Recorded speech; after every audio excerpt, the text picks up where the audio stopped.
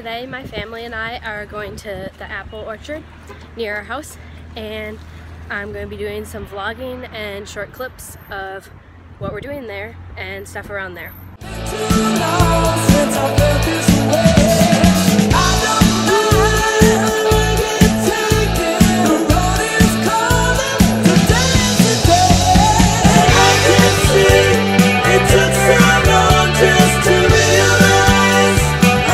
Just